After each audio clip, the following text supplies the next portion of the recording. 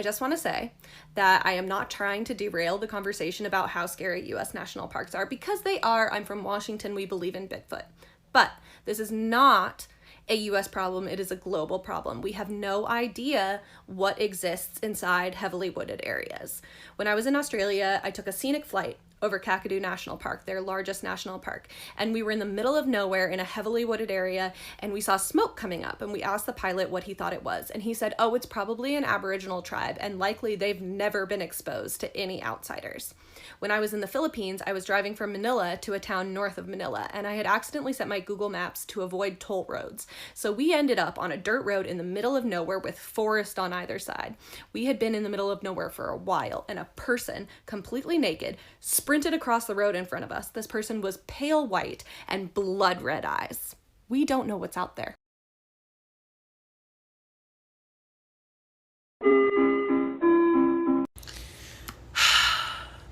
Guys, when I tell you this is the story you will never forget, this is the story. This is me, this is my mom, 8 years ago, summer of 2013.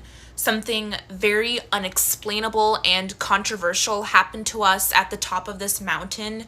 It's actually something that you can Google. There was a case about it, and it's something that my mom and I don't really talk about. We haven't told any close friends. I've kept this pretty much private, and it's something that is just unexplainable. Here is another picture of me taken on that day. We used to live in Seattle, Washington, near the Olympic Mountains, and this happened at Lena Lake, which is in the Buckhorn Wilderness. I'm already running out of time, but I'm going to do a part 2, and I will show you guys the pictures that we took that day.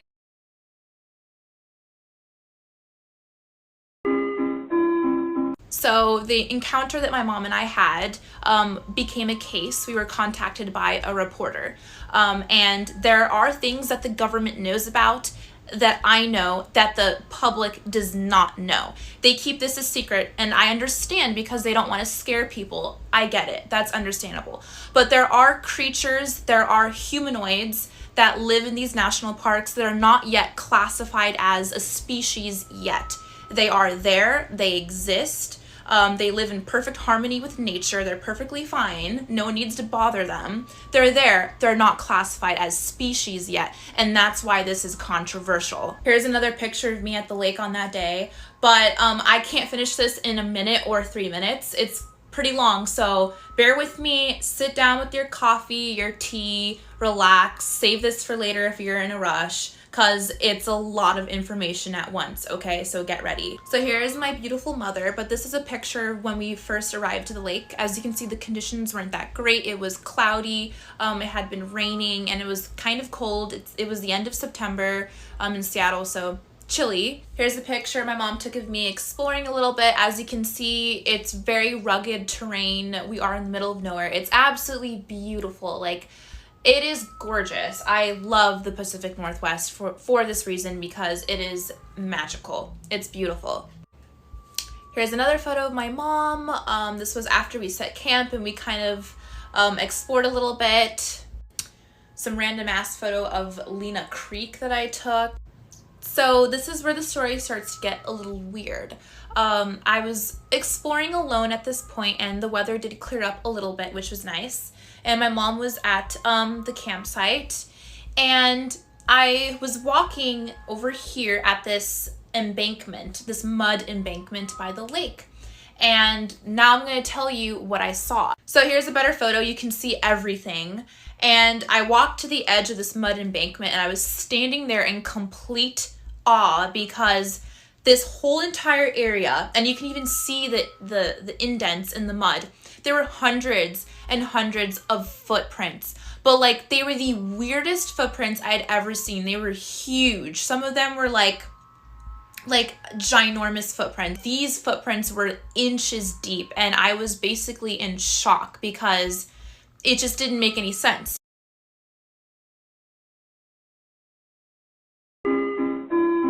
So this is where it gets a little creepy, is that the footprints, all of them, entered and exited this location from this spot right here, this little opening in the woods. They came and left just from that spot. Here's another view of that location. It's right here. All the footprints entered and exited from right here. Another thing to note, there are no trails and no campsites on this entire mountain. On the Lena Lake website, it literally says right here that rangers will write tickets to anyone that is not camping in the designated campsite. So essentially, it's illegal to camp anywhere that's in this area.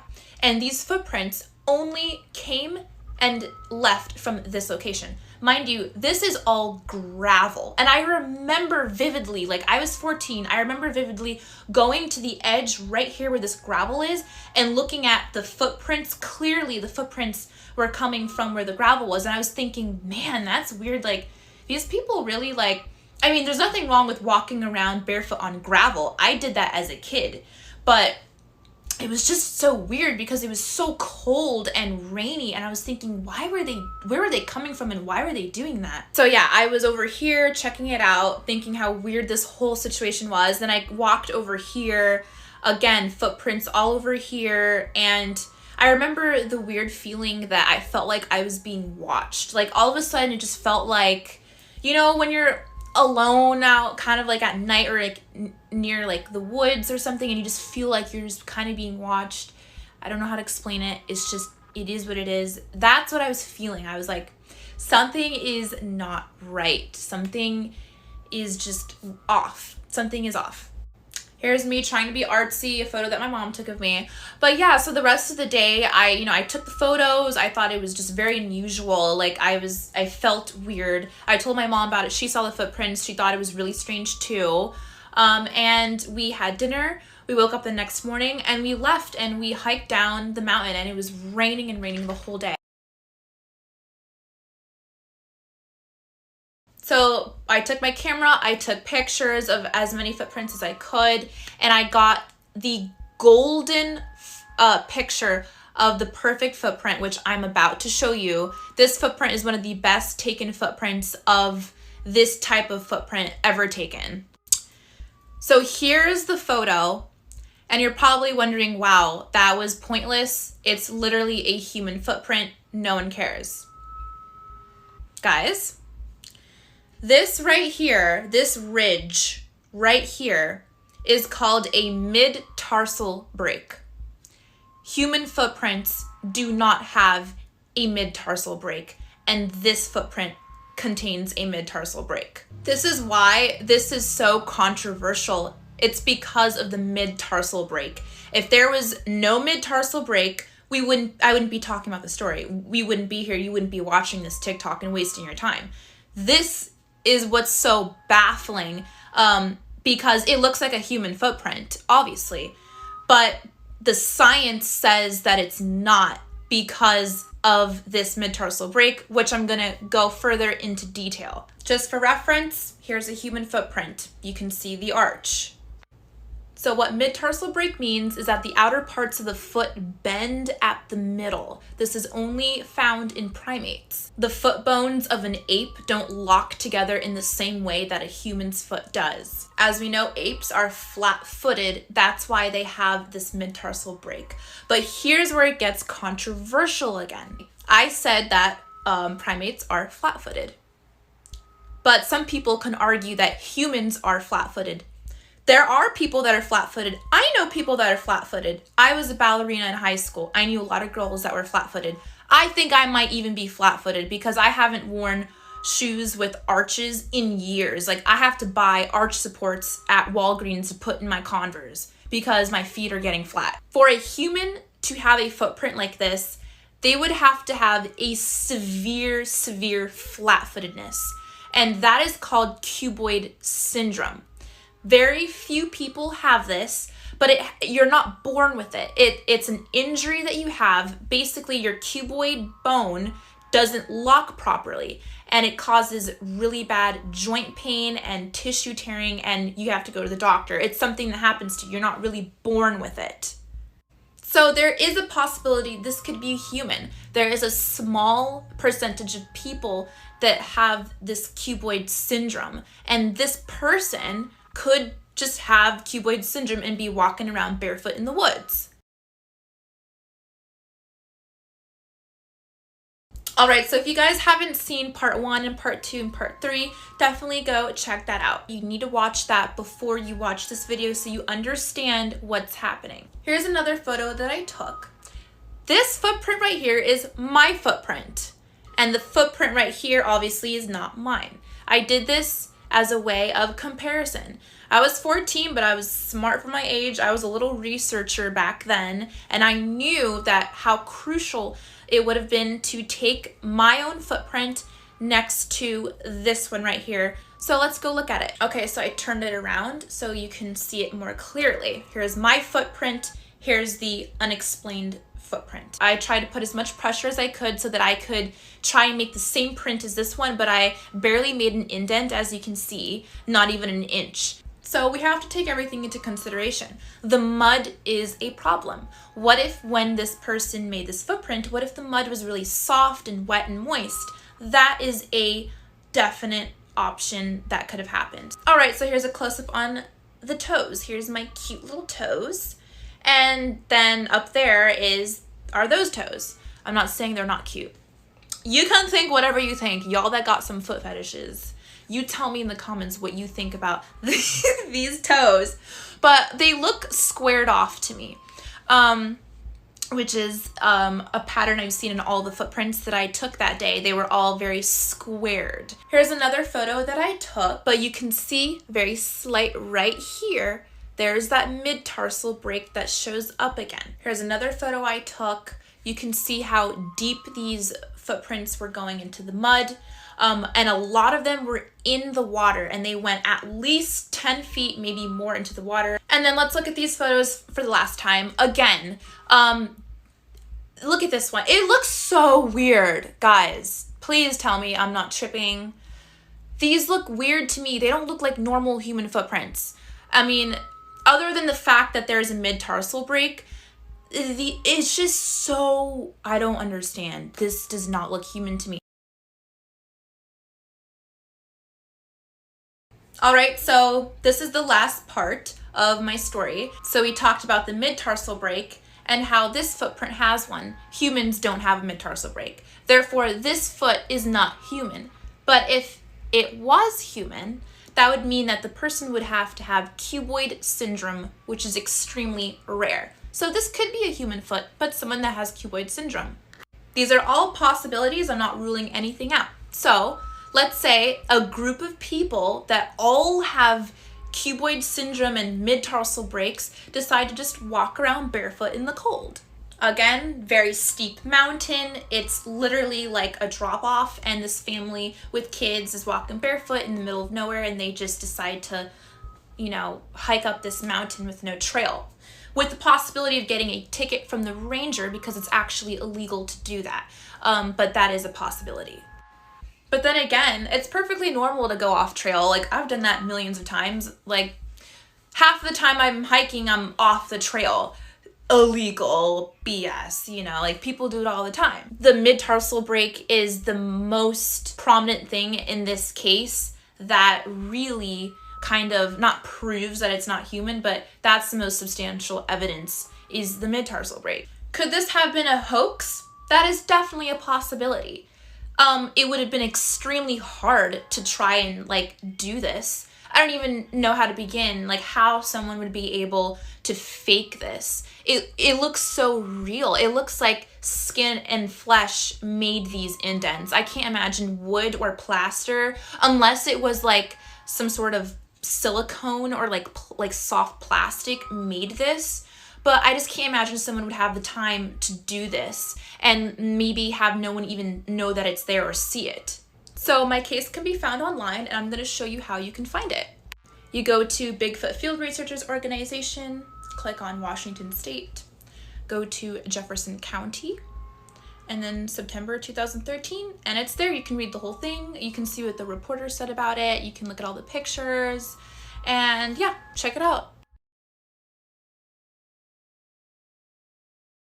Guys, I am literally shaking right now. But 10 minutes ago, I was doing some research and I found a guy who literally had the same experience my mom and I had at this same lake. And he took the same photos that we took. Like, I am literally shook right now. Like, I'm gonna show you the photos that he took and compare them to another photo that I took that day. So this is the report that I found. So I'm gonna show you his photo, then I'm gonna compare it to a photo that I have not yet shown you guys. So here's the photos that he took. Take a quick look at it. I know it's kind of blurry. I mean, the quality isn't that great, but here are his photos. And here is my photo. Now we're gonna compare them. Guys, am I tripping right now? Am I tripping? They look so alike. I'm shook. These photos were taken only 3 years apart in the same area. So why are we wasting our time analyzing these weird footprints? It's because people are going missing in national parks, and these type of footprints are being found in the same vicinity that these people are disappearing. So this photo was taken the same day that I found the other footprints in this embankment over here. So we're gonna analyze this photo. Sorry, I talk in detail. If this bothers you, just don't even watch the video and don't even bother commenting something negative. If you have not seen part 3 of Explainable, don't even bother watching this video. You need to see that before you watch this, so scroll down a few videos and watch that first. I'm not ruling out the fact that this was a human. This could totally be a child's foot. Totally. If it's not human, then it's definitely a subspecies of human because this is clearly very human-like. Notice how splayed out the toes are and how squared off they are. It's kind of hard to tell in this type of mud, but this creature is flat-footed, severely flat-footed. This foot looks like a primate's foot, in my opinion. Unfortunately, I did not have any measuring tape, but we can use my foot as a reference, and I wore a size 7, which is 9¼ inches. So that's about the length of this foot, 9 inches. The mud at this part of the lake was a little bit more hard, so that's why these footprints aren't that deep, but my footprint barely even made the indent that this one did. So this creature had a really high body mass. So imagine you're hiking and you look down in the mud and you see this footprint. What do you think would be the first thing that would pop in your head if you saw this footprint? Some of you might say, oh, it's just a normal human footprint, like you wouldn't even think twice. Then some of you might say, no, that's unusual. In my case, I was completely floored when I saw this. Again, we're just trying to understand how this person/creature looked like. What the hell? What is that, Mom? Oh my God, what is that? What? Ma, you see this? No. Oh my God. Holy shit! What is What the that? hell is that? So this photo was taken the same day that I found the other footprints in this embankment over here. So we're gonna analyze this photo. Sorry, I talk in detail. If this bothers you, just don't even watch the video and don't even bother commenting something negative. If you have not seen part 3 of Explainable, don't even bother watching this video. You need to see that before you watch this, so scroll down a few videos and watch that first. I'm not ruling out the fact that this was a human. This could totally be a child's foot. Totally. If it's not human, then it's definitely a subspecies of human because this is clearly very human-like. Notice how splayed out the toes are and how squared off they are. It's kind of hard to tell in this type of mud, but this creature is flat-footed, severely flat-footed. This foot looks like a primate's foot, in my opinion. Unfortunately, I did not have any measuring tape, but we can use my foot as a reference, and I wore a size 7, which is 9¼ inches. So that's about the length of this foot, 9 inches. The mud at this part of the lake was a little bit more hard, so that's why these footprints aren't that deep, but my footprint barely even made the indent that this one did. So this creature had a really high body mass. So imagine you're hiking and you look down in the mud and you see this footprint. What do you think would be the first thing that would pop in your head if you saw this footprint? Some of you might say, oh, it's just a normal human footprint, like you wouldn't even think twice. Then some of you might say, no, that's unusual. In my case, I was completely floored when I saw this. Again, we're just trying to understand how this person/creature looked like. Daisy, Daisy, Give me your answer, do. I'm half crazy. All for the love of you.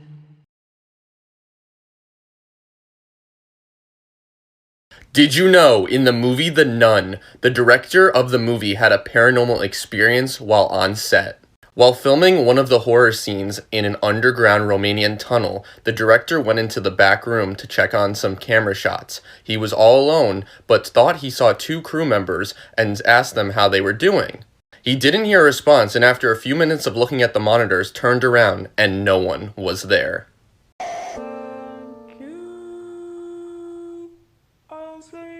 A bunch of fans began to post things like, if you need help, wear a yellow shirt in your next video. And that's exactly what Britney did. Some say that it was just a coincidence. Others think that she really does need help. On July... The news of the terrorism in Boston. Well, at first, I was deeply concerned that there might have been a organized plot.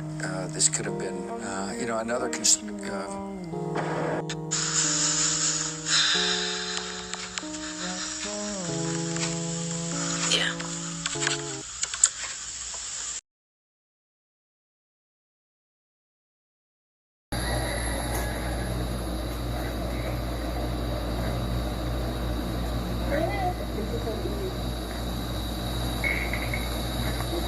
Should we go outside when done? Do you think it would be safe if we held on? Yeah, it's fine.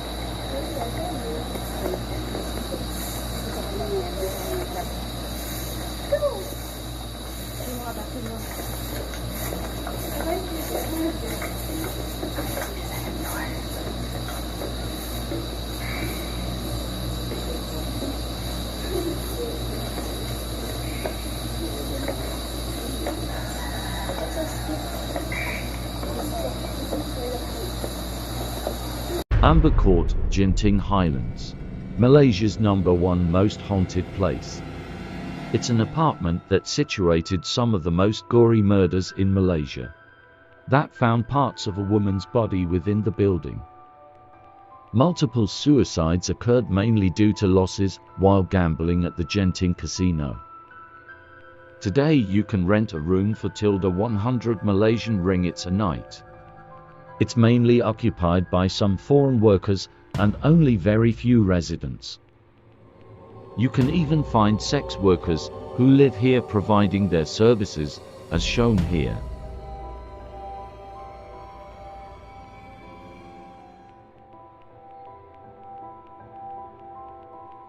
If you dare to stay the night, be wary of the lady in the red cheongsam, as she would appear in your bedroom.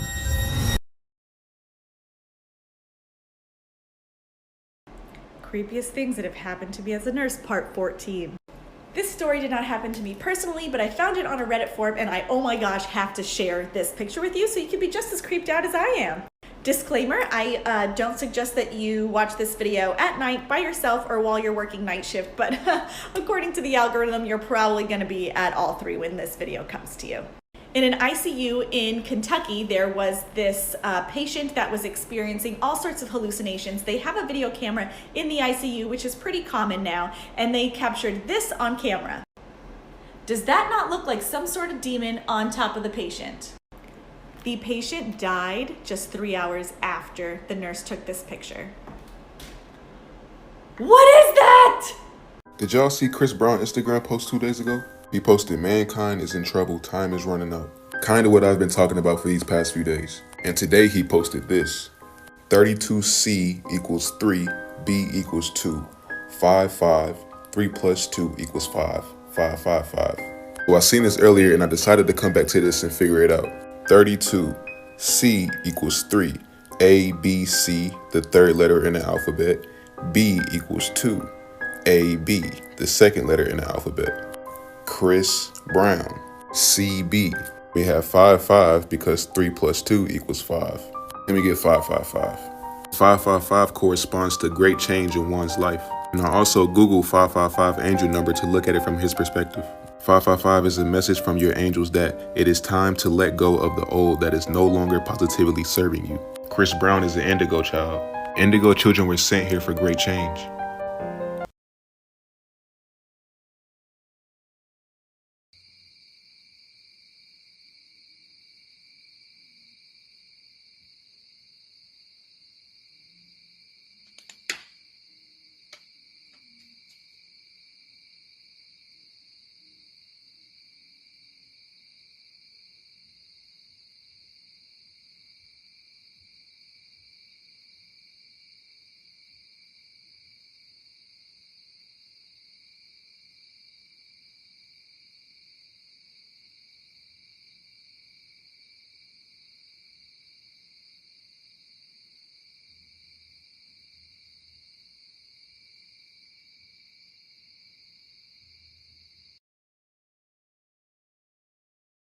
The theory of the lost civilization in the Amazon. Hands down the coolest mystery I've ever heard.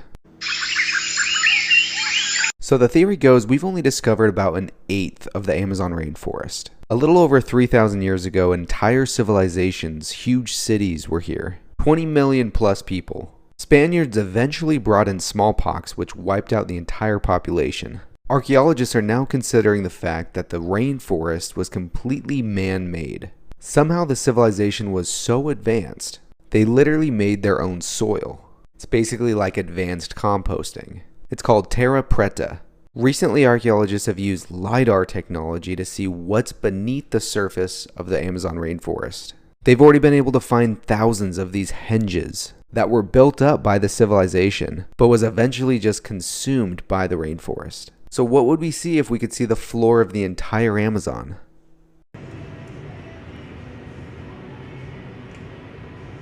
Hey.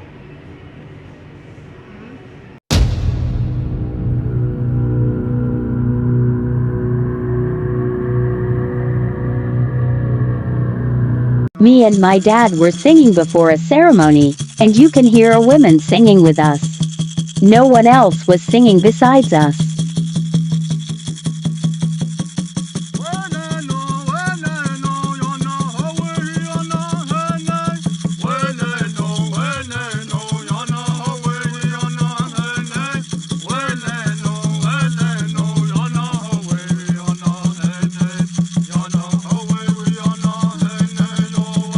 This is no ordinary picture, so take a really good look at this. Seconds. All right, cool. Hi, my name is Stephanie, and if you like folklore or paranormal or on-some cases or anything strange around that realm, you've come to the right place. Alright, so this is Amy. She is a former cast member of Ghost Hunters, and this is what she had to say about that photo. 28 years ago, I took this photo. It had been lost for probably the last decade or so, but we finally just found it in an old album stashed away in my mother's house. It had clearly been damaged over time. The girl in the photo is my little sister. I was playing with the camera and making her pose, but there's someone on the porch, and that person wasn't there when I took that picture. They aren't even casting a shadow. My mother took this to our photographer neighbor at the time, who had completely was dumbfounded by this photo because before we moved into this house, the old woman who lived there had passed away. Every day when her husband went to work or ran errands, she would diligently wait for him on the porch, right where this figure is. Daisy, Daisy, Give me your answer, do. I'm half crazy. All for the love of you.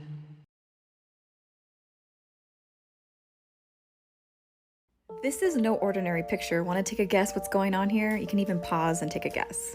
Hi, I'm Stephanie, and if you like folklore, paranormal, or unsolved cases, or anything strange, you come to the right place.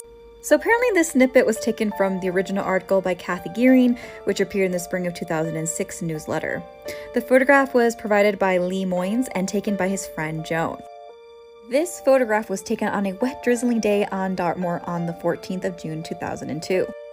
The photographer had been sitting in the car watching the ponies with her partner and decided to take a picture of them before they went home. And they were totally baffled when they saw the little girl who appears to be petting the pony, as they are absolutely sure there were nobody else around at the time. And then Joan added, the little girl was not wearing appropriate clothing for that cold, wet day, and she was brighter than she would have likely been in the flesh, so to speak. And you can also take a pause to read the rest right here. What do you guys think? When we work night security 8 p.m. to 8 a.m. and we see something coming at us at midnight. How is that? Raylan!